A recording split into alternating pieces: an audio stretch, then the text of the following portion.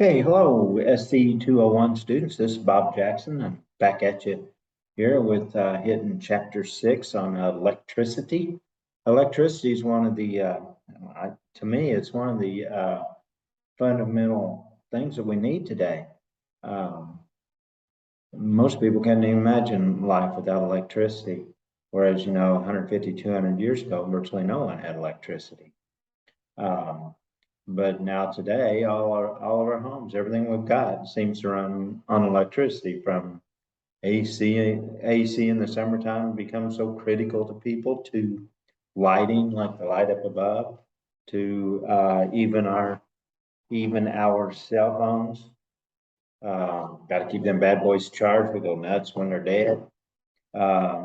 We're even seeing things like electric cars, hybrid cars, and so forth come about that are all electrical based. So, I mean, like I say, I believe electricity is one of the fundamental requirements of modern life, no doubt about it. All the way to this computer that I'm using to make this video. So that's where I believe, and I know it's in the state standards, that we start introducing students to electricity pretty early on. And actually, I think it's better to the lower level that we can teach a little bit of electric concepts to, the better. It's just good for people, and people as well as kids, to start understanding these basic fundamental requirements of life. And it'd also be nice that if you have a little bit of understanding of electricity, that not totally dependent on someone else to do everything for you. So if you have a little building project at home or something, I'm not saying go get a 6-year-old to do a building project at home, but certainly can help dad and start learning how to wire a garage, or how to putting a new light in a room or something like that. It's just kind of basic skills. So I think learning something about electricity is important and can be good. So let's get started here. We're going to cover in this unit, like I say, electricity. We're going to talk about electric charges, how you get a charge on something to begin with, because without charges, you're not going to have electricity. Talk a little bit about static electricity. Static electricity can make life a little bit exciting, particularly in some storms. Then we're going to hit electrical circuits, the very basics of electrical circuits, and even show you how you can let the kiddos play around with electrical circuits, at least on a simulator. And then going to show you also face-to-face, the students face-to-face, we're actually going to do some paper circuits. They're pretty fun, and kids will like them. I know teachers like using them from makerspaces.com. We're going to talk and differentiate between conductors and insulators. That's kind of a very basic thing in electricity that students ought to learn, and talk a little bit about batteries, and then end with electromagnets. Electromagnets are what make generators possible, and also make these Tesla cars and even hybrid cars possible, because it's electromagnets that's within them that's enabling it to work. Okay, let's get through this. Okay, before you can have electricity, you got to have electric charges. Electric charges come from within atoms. Okay, and this is where back somewhere in school you start learning about atoms and what makes up atoms. Atoms make up all matter. Okay, and then atoms are made up of predominantly protons, neutrons, and electrons. And these are the particles that have the charges. Okay, so that's where I was a chemistry teacher the biggest part of my life, so this stuff's pretty basic to me. But when I started teaching kids down in the lower levels, right, we have the atom, and then the atom's made up of protons, electrons, and neutrons, and then these particles are what have charges. Okay, the protons have a positive charge, pro positive. Electrons negative charge, and then neutrons have no charge. Okay, it's the charged particles that make the action. They make things happen. Okay, and one thing we learned with the charged particles is that opposite charges attract, like charges repel. Okay, and that is the one and only way you get electricity to work. Okay, because electricity is made up of predominantly electrons. I mean, straight out electrons, flow of electrons. And you only get that electricity to move from one point to another in a house or in a device or in this phone, in anything, is because electrons have a negative charge. And that's one of the key things to get understood at first. And there's some things that we can play around with and show that electrons have a negative charge. So the way we prove that electrons have a negative charge, okay, and that's through static electricity, okay. And I'm kind of getting ahead of myself, but I'll show you. The charges, the way you see them, like I'm saying, we're going to see here in just another slide or two on static electricity. Before you can really get static electricity, you want to differentiate between what we call cations and anions. Okay, you have two different ions that atoms form when things go on with electrons. Okay, atoms can either lose electrons or they can gain electrons. Okay, and this is what enables, like I'm saying, static electricity. Okay, and all kinds of other things actually. But a cation is a positively charged ion because it loses electrons, or it has lost electrons. An anion, on the other hand, is a positively charged, I said that wrong. Anions are negatively charged, okay, because they have gained electrons. Okay, anions gain electrons, so they become negatively charged. If you gain electrons on anything, it's negative because electrons are negative. Okay, so cations, positively charged, they form because you lose electrons. Anions are negatively charged because you gain electrons. And this loss and gain of electrons is what makes all the action in things. Okay, and being able to lose and gain electrons is the only way that we can get electrical energy production. Okay, the only way batteries work. Okay, the only way we get electrons moving. Okay, and getting electrons moving is what makes electricity possible. Okay, so here we go here. The other thing that you can have as a result of electrons and what goes on with electrons in substances are magnets. And we need to teach us a little bit about magnets because you have electromagnets and when you deal with electricity, and electromagnets enable us to do a lot of things, particularly make a generator. Okay, and also which you really have a generator in a car, like the Tesla cars and all the electric cars have electromagnets in them. So before you can understand electromagnets, you got to understand what a magnet is. So magnets are always made out of metals. Okay, there are some ceramic magnets, but for the most part, about all magnets kids must say are going to be made out of metals. And magnets is when there are an unequal distribution of electrons in that piece of metal. Okay, so like one side's got more electrons than the other, they're unequally distributed. So you always end up with a magnet, a north pole and a south pole. Okay, and they create a magnetic field. That's what you're seeing on this one on the slide here, is that's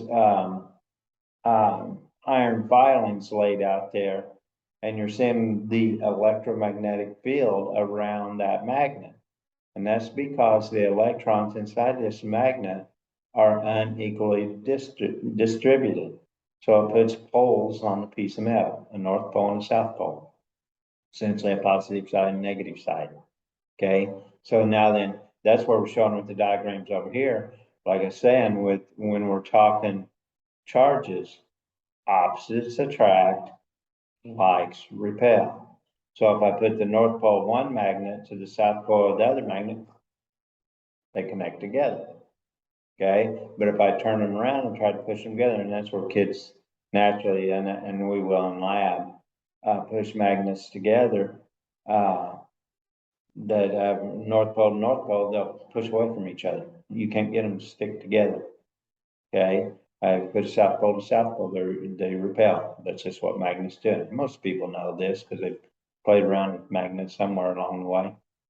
Okay, so magnets are an essential piece of this whole thing. Okay, and we'll put it all together by the time we get down through all of it. Okay, in the slides. Okay, the other thing we have to talk about whenever we talk about electricity are conductors and insulators. Okay, you have things that conduct electricity and you have things that do not. Okay, conductors allow electricity to move through them. You can also conduct heat. Okay, but we're talking the conduction of electricity, although most things that will conduct electricity will also conduct heat. Okay, so you have electrical conductors. Most of them are wire, but they can also be in solutions like salt water. Okay, are conductors. Okay, things that have ions in it are conductors. All solutions that have any kind of ions in it. But most of the things that we see in the world and use every day that are conductors are metals, like copper wire, okay, iron nails, they'll conduct really well. Actually, silver and gold are very, very, very good conductors. They're just a little bit too expensive to use for wiring a house, although some really good speakers are made out of silver wire. Okay, so that's conductors. Insulators, on the other hand, like wood, will not conduct electricity. Okay, plastics won't, rubber won't, oil. That's where there's oil insulators in some electrical devices because the oil will not allow the electricity to move through it. Okay, so it's essential to teach the students conductors, insulators. Okay, if you take a look at all wire that we have out there, most of the wire you see is made of copper. Okay, but you also have aluminum wire. I don't know that you'll see any other wire, like say with some real expensive speakers and got made out of silver, but they aren't using any silver I know of in electrical appliances anywhere. Too expensive. It would work. Okay, but copper is used because it's a very, very good conductor. Around the outside of all wires is an insulator. It's going to be a plastic material of some sort or a vinyl. Okay, we call that an insulator. Okay, and that's required so we don't burn the house down or get shocked. Okay, so essential teach these concepts to students, conductors and insulators. Okay, now get to the fun part. What's lightning? It's pretty wicked. It's pretty neat to watch. You notice something like this in the desert, some of the best lightning you can see in the desert areas because it's really dry environments. You get a lot more static charge going across the sky. Okay, what is it? Lightning is a static discharge. That's where you get a great big buildup of electrons from this storm churning up there in the clouds. And you get a whole bunch of electrons built up in one place. And electrons have big time negative charge. Down here, down at the ground is positive relative to it. So anytime I have a space here between a positive space and big time negative, those electrons do what they do best and they shoot right across the sky. Okay, and that's a static discharge. It's a huge movement of electrons through space, right down through a beam of lightning. Okay, it's a static discharge. It is the very same thing as static electricity. It's the very same thing. If you rub your feet across the floor and like my wife's laid out in her recliner and she'll go to sleep all the time. But if I walk across the floor and with socks on, and then take my finger and put it right to her nose, and it shoots a little bolt of lightning, wakes her up. It's the very same thing. It's just that I cannot build up the charge those clouds can. Those clouds build up like 500,000 volts. Okay. But now it's also the very same thing as a stun gun. Okay. A stun gun builds up, when you turn it on, it builds up a charge on it. And then that person out there that you're going to whack with it is positively charged relative to that stun gun, and they're going to get zapped by a little bolt of lightning. Okay. It's a static discharge. They're both the same thing. Okay, stun guns, Van de Graaff generators. Have you played around with Van de Graaff generators? Same thing. Okay, build up a big time of electrons. Friction in the clouds, just like rubbing your feet across the carpet. Builds up electrons all in one area. So big time negative charge, positive charge down here on top of whatever. And a lot of times it's a piece of metal that it's attracted to. That's why we have the lightning rods on top of big buildings. So it gets lightning rods and then grounded rather than the building. Okay. So lightning's pretty cool though. And photography of lightning's cool. Okay. So that's just what I was saying. Static electricity is the very same thing as lightning. It's where you have an imbalance of electric charges. Okay. Where you have a buildup of electrons on one thing relative to the other. Very same thing as lightning. That kid's head, he's got his hand on a Van de Graaff generator right there. But if you take a comb through your hair several times and have some little pieces of paper laying on the table, you can pick them right up with it. Some of you probably, and we'll do in the lab, a balloon, if you take and rub a balloon against it when you have hair. I don't have hair. But you take a balloon and rub against your hair. You can take that balloon and stick it to the wall because it has a charge on it. Okay. But these are static discharges. The electrons are moving from one point to the other point. Okay. If you've ever taken a sweater off in the dark and you hear the going on inside the sweater, same thing, static discharges. So where electrons are jumping from one point to another, and when they jump from one point to another, then you see it as a little lightning bolt. Okay, it's actually plasma at that. Okay. Okay, let's get into the electricity. Okay, static electricity is one thing. Electrical current is another. Okay, static electricity is a discharge across space. Okay, whereas electricity, when we start talking electricity, and like what we have in the walls of our house and going to our lights and so forth, is going through wires, and you have it in circuits. Okay, so you're going to have the electrical current moving in a pathway, and that's what we're going to call a circuit. We call it an electrical circuit. It's a pathway for transmitting electric current, and that current is not going to go without that circuit there. If you break the circuit, the electricity is cut off. Okay, that's what happens to us in storms when some power lines are taken down or a transformer blows because it gets struck by lightning or whatever. Okay, when you break the circuit, you're cut off from electricity. Okay, so we're gonna take a look at some circuits and teach kids, hopefully, about some basic circuits and what make them up. Okay, on this, and you're seeing a basic electric circuit here that's got a switch in it. You got to have a power source, which we're going to start with the basics with batteries. Okay, as our power source, of course, for our homes, the power source is the electric company and the power plant out there somewhere, but it can also now be windmills and solar farms, and those things are added into the mix. A load is anything. It can be a refrigerator. It can be a light. It can be a radio. It can be a TV. Okay, a load is something that you are using the electricity for. Okay, and this one it is a light bulb. Okay, switch so you open and close the circuit. Okay, if you open the circuit, it's no worky. You close the circuit, it works. Okay, all circuits will have switches in it.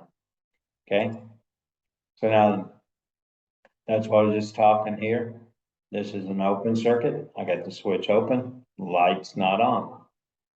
Okay, or you can say, a lot of people say break the circuit. Okay, open circuit, switch is open. Okay, closed circuit, you close the switch, you turn the light on. So when you turn the lights on in a room at home, you close the circuit. When you shut it off, you open the circuit and the lights don't work. Okay, and that's what you teach kids. But you want to show the kids, pretty much the easiest way to show them a circuit is a loop. Okay, with these items in it. Okay, so now then we have two different types of electrical circuits that we want to teach the kids at whatever level appropriate, but they can, I know by fourth, fifth grade, they can start learning this and they can play around with them and they can actually start building some circuits. Okay, but you have two basic types. You have a series circuit and you have a parallel circuit. Okay, this is a series circuit here where you have your power source, which we're showing as a battery, your circuit, this loop. And if you'll pay attention, there's only one loop. I don't care whether it's a square, an oval, a circle, whatever it is. There's only one pathway for this electricity to take in a series circuit. I don't care how many loads are in it. This is two light bulbs. Okay, series circuit, only one pathway. Take a look at a parallel circuit. I got my power source here, but then when I follow electricity, I have a loop here, I have another loop here. I could have multiple loops. If I have more than one pathway for the electrons to flow, then it is a parallel circuit. If there's only one pathway from point A to point B, it's a series circuit. If there's more than one pathway to go from point A to B, I could go all the way around like this, okay, without going through there. Okay, that's a parallel circuit. Okay, now the big thing that you see, Christmas lights, and young people don't see this much because don't make as many of them anymore. Christmas lights are always made as series circuit, like the Christmas tree lights on Christmas tree. If one bulb went out, the whole string was done. If this light bulb blows, which I'm going to show you in a simulation, then the whole circuit is broken. Whereas on a parallel, if one load goes out, this light bulb here goes out, this one will stay on because there's more than one pathway for the electrons to take. And that's the big difference between parallel and series circuits. Okay, and that's where most of our things at home, like in a kitchen, you don't have your lights and your refrigerator and your microwave and all on a series circuit. You have them on parallel circuits. So if something goes wrong with one of them, it doesn't make it all go out. Okay. But there are some older homes that have some like light switches that are on series circuits. So one goes out, it affects them all. Okay. But that's series and parallel circuits. Okay. We're still on electrical circuits here. There's two main terms to talk about with electricity moving through circuits. That's voltage and current. Okay, and we can measure both of these. Okay, like the voltage of current in your house is 110 volt. Amperage is current, it's probably 20 amps. Okay, voltage is a measure of potential difference between 2 points. Now it's kind of hard to get kids to understand that, but voltage, the easiest way I can put it is voltage is a whammy of electricity. It's how hard it's going to hit you. Okay, like a lightning bolt has 500,000 volts or better, can't have. It's when it strikes a tree and it blows the tree apart, it's that whammy. Okay, now a lot of times voltage can save a guy because you get shot so hard by that voltage, it blows you away from the harm. And not always, sometimes, I mean, it's still deadly. Okay, current, on the other hand, is a measure of the flow rate of the electricity. It's a measure of the flow. It's the part that really, it don't take much amperage to hurt a person bad and burn them. I mean, and a lot of times ends up in death. Because current is the flow rate of it. And that's what I like to put it is when someone gets electrocuted, it's what's frying them. Okay. Whereas voltage is what the force they're hit with. That's what I'm showing you here. Voltage is what pushes it along or pulls it. Okay, how hard it goes. Amperage is the flow rate. Here you can see it's restricted because then you can get into, and I don't know, elementary level that want to get into resistors and so forth.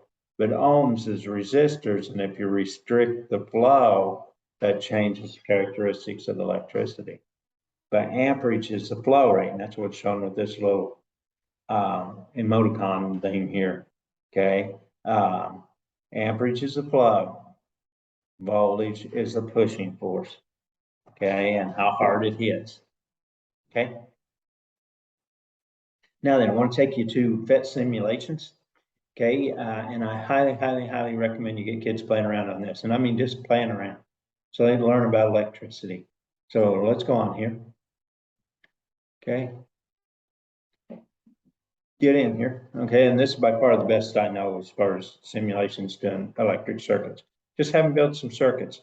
Here's all your components up here. I don't know at this point you want to teach about resistors, but you'll put them into they'll change the voltage and so forth to the current for different items that you'd put in your circuit. But I play around with light bulbs, the batteries, the wire, and definitely the switches. Okay, and over here you might enable values. If you want to show them voltmeters, you can do that as well. Okay, but I think the basic thing at the elementary level, just start building you some circuits. So when you start building your circuits, I'd show them first you want to start out, you got to have a power source. So we're going to put the battery. Okay, and we just start building them. Okay, so now then I got a battery on a piece of wire. So now it's going to provide electricity. It is not going to provide nothing until I have a closed circuit. So I'm going to work on building a closed circuit. So then I bring this wire over here. You grab them by the ends, put that there. You come up here. Give me another wire here. Then I want to put a light bulb in it. Okay, now you'll notice I have two sides of light bulb. There's always two terminals on everything, whether it's battery or whatever you're talking about. This battery had a negative terminal and positive terminal. So this light does too, black and red. Okay, so then I get this, and I just simply bring this down here, boom. I just made a circuit. Okay, that is a simple circuit. Now you can teach them if you want to. If you just want them better looking, that you click on that, use scissors, bring this down. You can make it a square if you want to. You just want them getting them, make them standard looking. Okay. Now that is a simple circuit. Okay. Now then you can take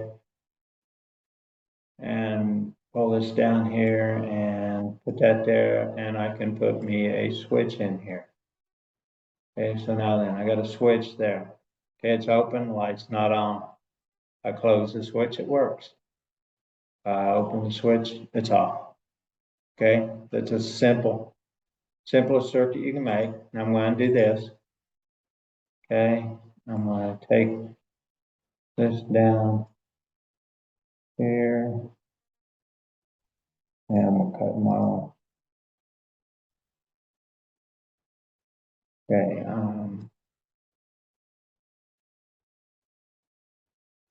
yeah, I'm building that.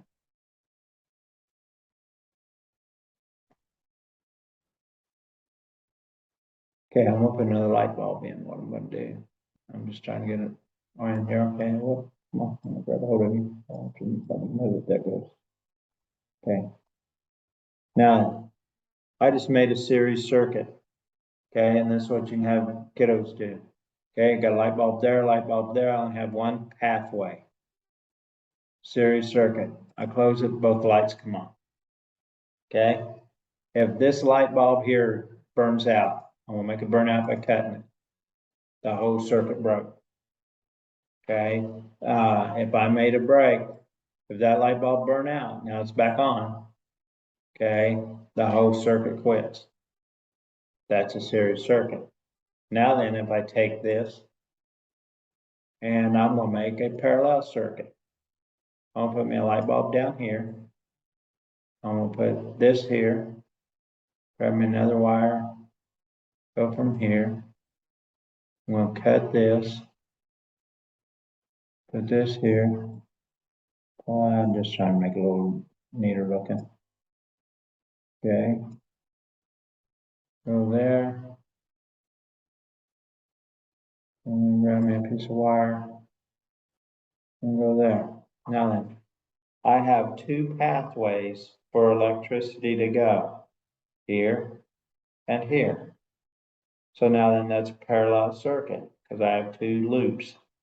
Okay, so now then if I break this and this light bulb burns out, the other one stays on because there's another path for those electrons to take, but no electrons are moving through here because this light's burn out. Okay, put me a new light bulb in and it all works again. Okay, series and parallel circuits. Another thing to try to teach kids, electricity always moves one direction. Okay, this is the negative end of the battery. The electrons move out of that end around to the positive end. It's this positive pole here that makes electricity go in the first place. Electricity always goes from negative to positive. Okay, and it doesn't matter whether it's series or parallel circuit. Okay, now the other thing you can do is if you cut this here, you want to show them how to use a voltmeter. You can take and put that there, and you should get a reading on it. Okay, now then, actually on this one, what I just did, it actually shows you something else. See that says negative? If I take and switch these around and put this in here and this in here, it'll read positive because then I've got it in the right direction. Okay. All I did was I had them in the opposite direction. I should have had this. This is a positive pole. This is a negative pole of the battery. This end goes to the negative. This end goes to positive. So see, that's reading 9 volts. 9 volts is what is moving through here. If I take it off there, it won't read nothing. Now it does. Okay, so that's the way meters work, and you can show the kiddos. Okay, but they can build several different types of circuits. As you notice, it's showing the resistors, the resistance of these loads in there if you go a little higher, but I think that's a little bit too high for elementary school. Okay, but that's a good one to play around with. I like the Fet Simulations real well. Okay, let's go back to our PowerPoint. Okay, so then the other thing I think really need to talk is batteries. What are batteries? Okay, since we're just using that circuit and getting power from a battery, what is a battery? Well, battery is stored energy. We are storing energy in a battery. All batteries that we use for that purpose, we go buy batteries for that purpose. And the energy is stored in a chemical reaction that takes place in here. That's where we'll just keep it simple. About all regular batteries are actually called dry cell batteries, have manganese dioxide as a key ingredient inside them for that reaction. Manganese dioxide and ammonium chloride. This one can vary a little bit, but about all of them have manganese dioxide. And then about all of them, because it's the most inexpensive to use, is a zinc case. Zinc canister, zinc can, I mean, really what it is. Very much like canned food's made out of. It's made into a battery. Okay, and then you have a carbon rod that goes down through it.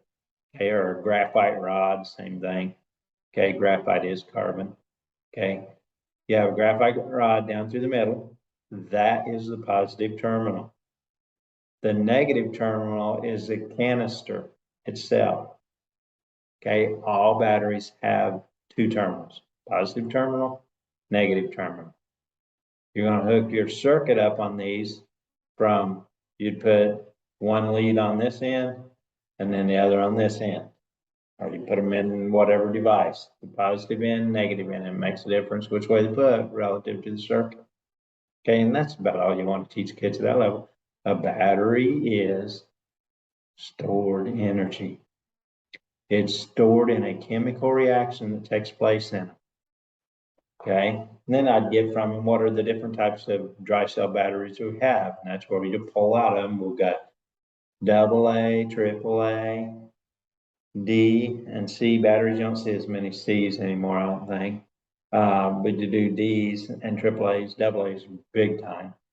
Okay, and every one of those are actually the very same voltage. They're all 1.5 volt cells because they all have the same chemical. It's based on the chemical reaction. They all have the same chemical reaction taking place in them. Now, when you get to Nicad batteries, they're different. Like in your phones, they're different. Okay, and they got higher voltages. Okay, but they work on the same principle. Okay, so that's dry cell batteries. Now then, it is somewhat of a misnomer, dry, because if they go absolutely dry, they're dead. They stay moist actually inside them if they dry out, and that's where a lot of people will keep their batteries in their refrigerator because they'll last longer if they're not using them. Okay, and then you have wet cell batteries. Wet cell batteries, what we have in our cars, our ATVs, our UTVs, our side-by-sides, those are all wet cell batteries, which there's still a chemical reaction. There's still stored energy in the form of a chemical reaction. It's just that this chemical reaction provides more voltage. These are 12 volters, okay? And then you get higher than that if you get into some of the like golf carts and stuff like that. It's got some of the different batteries in them. But most of them are 12 volters. If it's or 6 volt, there are some 6 volters out there. Okay, same thing though. You have a positive terminal and a negative terminal and a chemical reaction that's making electricity in here. Okay, that's where the electricity comes from, is that reaction. It's going to give up electrons to a circuit out here.